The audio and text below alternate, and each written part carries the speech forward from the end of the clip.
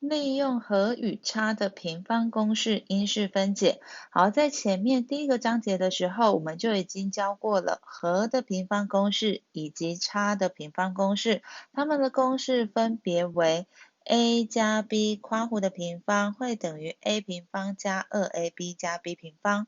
那差的平方公式呢，就是 a 减 b 括弧的平方会等于 a 平方减 2ab 加 b 平方。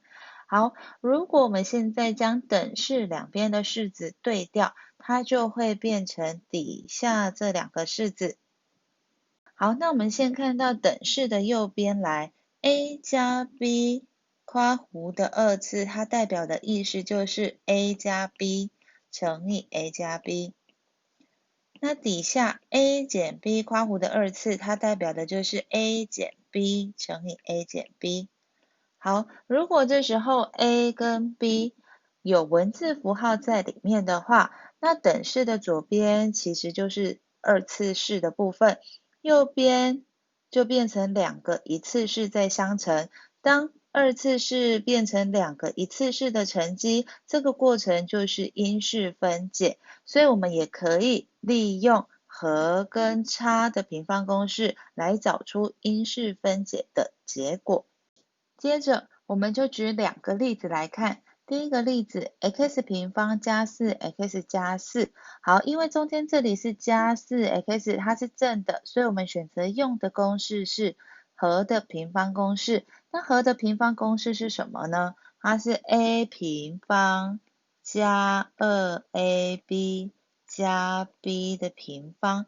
好，其实我们只要看头跟尾，我们就可以找出 a 跟 b 是多少了。那前面 x 平方它本来就是 a 平方的形式，所以不动它。那后面的4呢，我们要把它变成2的平方，它就会变成 b 平方的形式。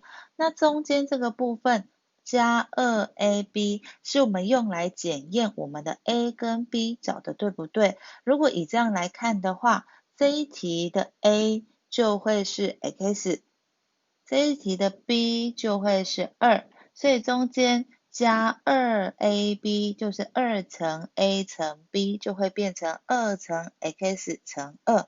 好，真的把它算算看，它就会是正的 4x， 所以表示我们这一题的 a 跟 b 都没有找错。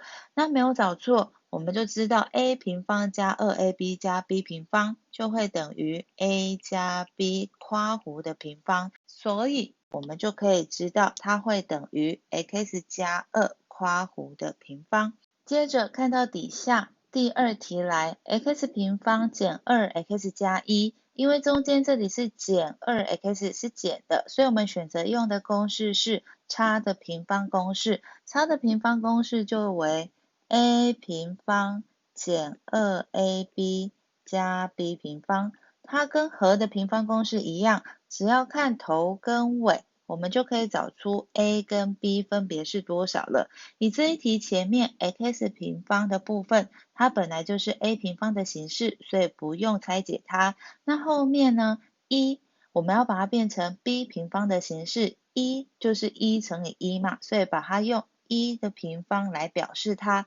所以这样子对照一下，我们就知道这一题的 a 就会是 x， 这一题的 b 就会是1。好，接下来中间减 2ab 的部分，我们就要来检验我们的 a 跟 b 找的对不对哦。那我们这里就写成减掉2乘以 x 乘以1，乘起来之后就会得到我们中间的这里减 2x， 所以表示我们这一题的 a 跟 b 都找对了。